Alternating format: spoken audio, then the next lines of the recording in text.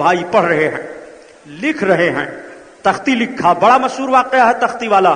لوگ تو شعر شاعری میں بھی تختی کا واقعہ بیان کرتے رہتے ہیں، اور اب تو بڑا عجیب معاملہ ہے پیارے. قوال لوگ کرامتوں کو، سرکار کے معجزات کو اپنی قوالیوں میں ڈھول کے نشے میں ٹپ ٹپ ٹپ ٹپ ڈباتے رہتے ہیں اور گاتے رہتے ہیں، حرام خور کہیں کے. رسول اللہ صلی اللہ علیہ وسلم کے معجزات کو، قرآن کی آیتوں کو، اولیاء کرام کی کرامتوں کو مزامیر پر بجا بجا کر کے لوگوں کے سامنے پیش کرتے ہو، یہ شیطانی رقص ہے. یہ کرامتوں اور معجزات کا پیش کرنا نہیں ہے، بلکہ یہ تمہاری حرام کاری ہے. اور نسبت دیتے ہیں کہ بریلوی لوگ قوالی کرتے ہیں. لا دکھاؤ تمہاری ماں نے دودھ پلایا ہو کہ کہیں اعلیٰ حضرت نے لکھا ہو کہ قوالی مزاروں پر کرو. قوالی جو لوگ کرتے ہیں ان کی گرفت کرو، جو لوگ مزاروں پر عورتوں کو لے لے جا کر کے اور جھاڑو پیٹ پیٹ کر کے نذرانہ وصول کرتے ہیں ان کی گرفت کرو. اعلیٰ حضرت نے جو لکھا ہے ان کی کتاب پڑھو اور اس فعل کی نسبت بریلویوں کی طرف مت کرو. سنو، پیش ڈالا ان بد نے روحانیت کا معاملہ، بزرگوں کے مزارات کے وقار کو. محرم الحرام شریف کا مہینہ ہے، تعزیہ بنا کر کے بے حرمتی کا معاملہ پیش کریں گے اور یہ تصور کریں گے کہ امام صاحب کی روح اس میں آتی ہے، یہ امام صاحب کا روضہ ہے. لے جا کر کے سمندر میں پھینک کر کے تعزیہ مال کریں گے اور کہیں گے ہم امام سے بڑی محبت کرتے ہیں. نعرہ لگاتے ہوئے نہ جانے کس قسم کا چلیں گے، دھواں دھکر سلگائیں گے اور سواری لے کر کے چلیں گے. گمراہی پھیلانے والے بدعملو، ڈرو خدا کے خوف سے. امام علی مقام کی روح کو نہ دکھ دو.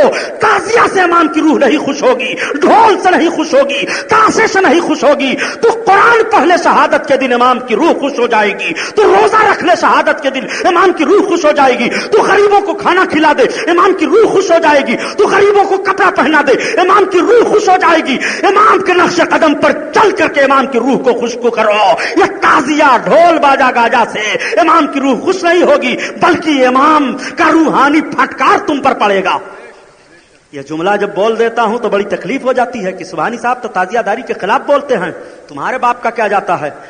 تعزیہ رکھنا جب حرام ہے تو بولا کیا جائے. اعلیٰ حضرت سے سوال کیا گیا کہ تعزیہ داری کیا ہے تو فرماتے ہیں مروجہ تعزیہ داری حرام ہے، حرام ہے، حرام. نسبت دی جاتی ہے بریلوی لوگ ہیں، یہ بدعتی لوگ ہیں. پیش ڈالا آبرو کو. حضرت امام حسن و حسین کی تحریک کو سمجھو.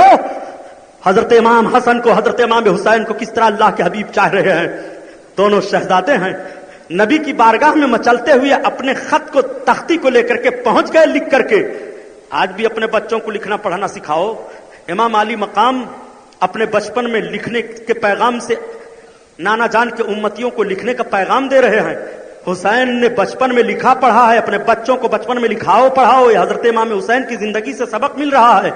لیکن بچوں کو صرف ٹی وی دکھاؤ، بچوں کو صرف میلے میں گھماؤ، بچوں کو صرف بے حیا بناؤ. اور جب بے حیا بننے کے بعد تمہاری گردن پر یہ لاٹھ رکھ کر کے دباتے ہیں اور تمہاری زبان نکلتی ہے، تب کہتے ہو مولانا صاحب سے تعویذ لکھوا کر کے لاؤ، میرا بیٹا نافرمان ہو گیا ہے. بیٹے کو فرما بردار بنانا چاہتے ہو تو نبی کی بیٹی فاطمہ نے جس طرح سے اپنا خون جگر پلایا تھا اپنے شہزادوں کو، اپنا دودھ پلایا تھا اپنے شہزادوں کو، اس طرح سے ماں بن کر کے اپنے بچے کو دودھ پلائے. بچہ وفادار ہوگا، بچہ مجاہد بنے گا، بچہ حلال خور بنے گا، بچہ اپنے ماں باپ کے قدموں پر اپنی زندگی ہردم قربان کرنے والا بنے گا. اس طور پر تمہیں حضرت امام حسن حسین کی زندگی سے سبق لینا چاہیے. تختی دونوں